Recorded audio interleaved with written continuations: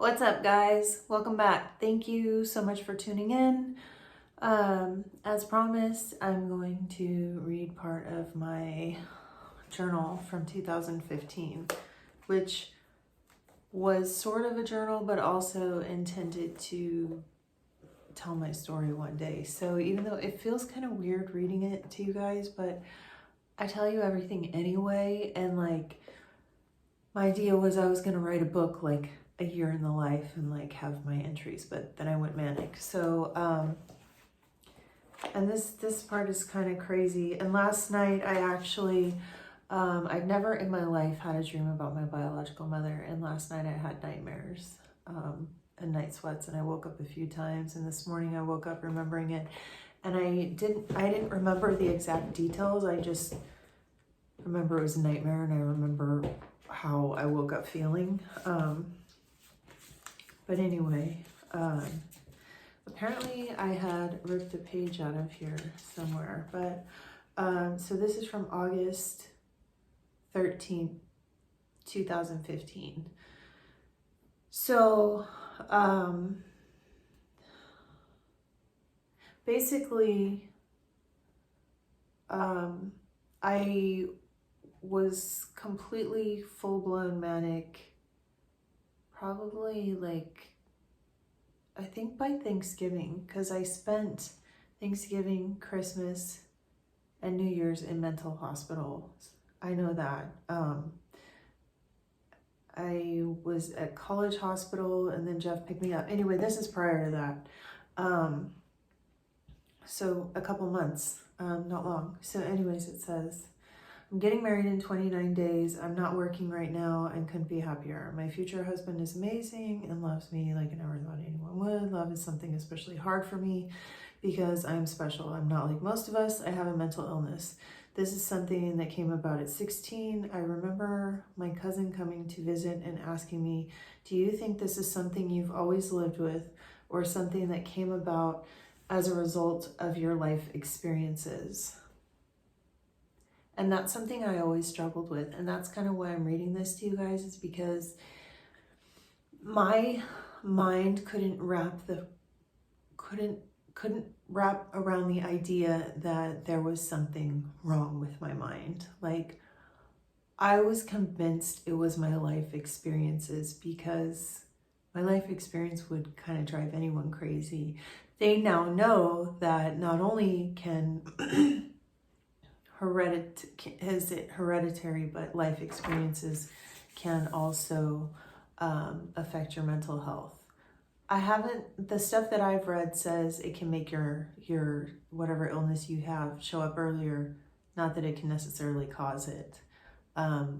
So anyway, I said I didn't know the answer, but I suppose I thought it was absolutely my life experiences. We all think we've had a hard life. At least I think most of us do. Of course, I'm no exception. So that was on 8/15. 8/24, 2015. I'm 38. Where have the last 10 years go? I feel like I've lived 3 separate lives. Life after breakdown, life before breakdown, life after breakdown 2, life after breakdown number 3. It's almost like each time I'm reborn again, having lost all sanity and somehow survived the streets, drugs, gangs, hitchhiking in the middle of nowhere, insane hospitals, a volatile home. I have survived this far. However, doctors, statistics will tell you I will probably lose my mind again. So I thought I could manage it, like a lot of people think. Like, I thought I was stronger than the illness. I just couldn't accept it. And I also didn't have anyone in my life pushing me to get help and address it with medication. There is such a stigma around this illness that I couldn't accept it, my family couldn't accept it, or did they know how to make sure that I got help? But yet, when I would lose my mind, they would want to get me into a hospital right away. So, I mean, it was a difficult experience for me. Anyways, it says they would recommend a heavy dose of psychotropic drugs to keep those chemicals balanced. After the third breakdown, I agreed eventually that I needed medication. This was not until I had fought my way out of Ronald Reagan UCLA Medical after a month against my will.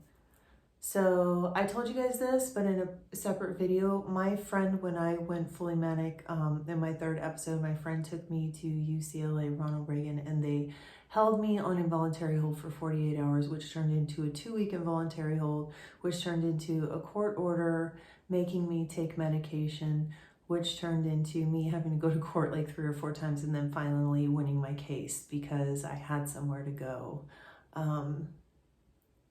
And I had a job to go back to. So they let me out. Doesn't mean I was mentally stable, because I was not.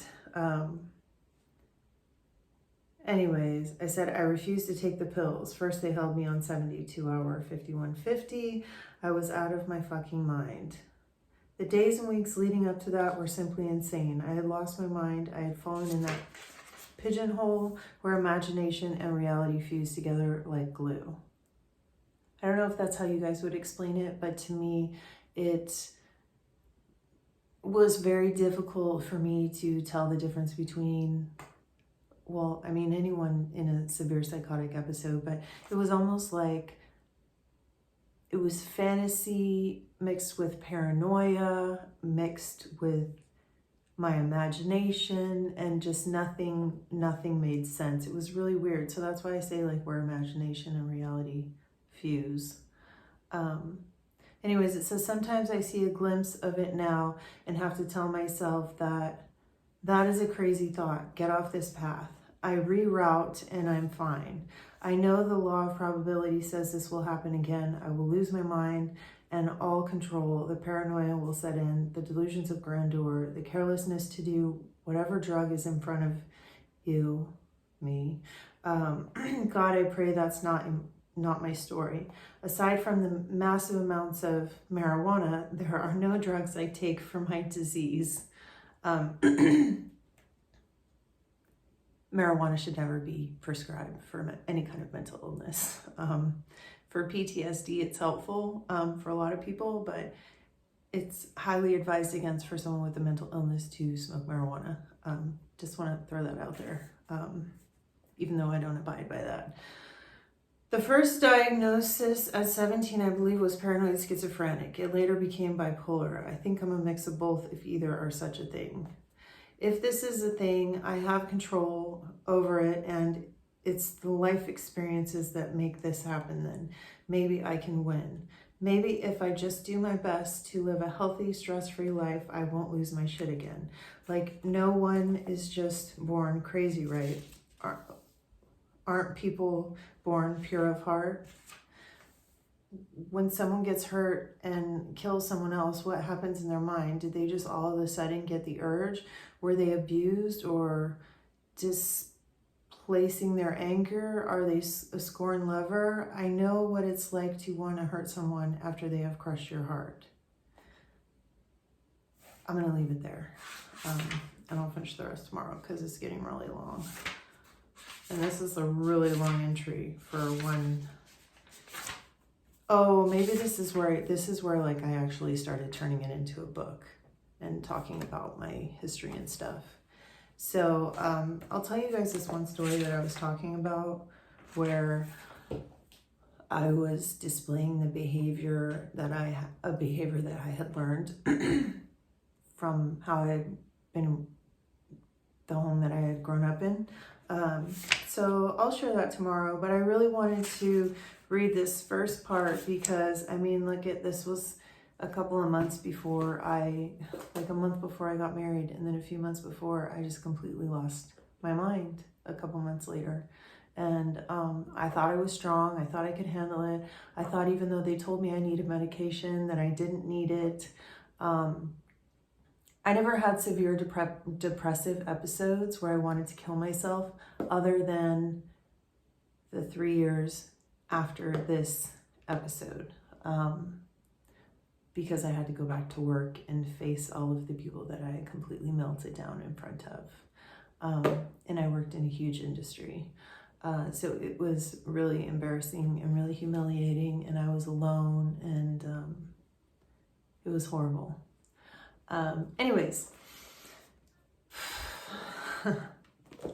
shake it off. That's tonight's video. I hope to see you guys tomorrow. I appreciate you. You're awesome. Have a great night. Bye.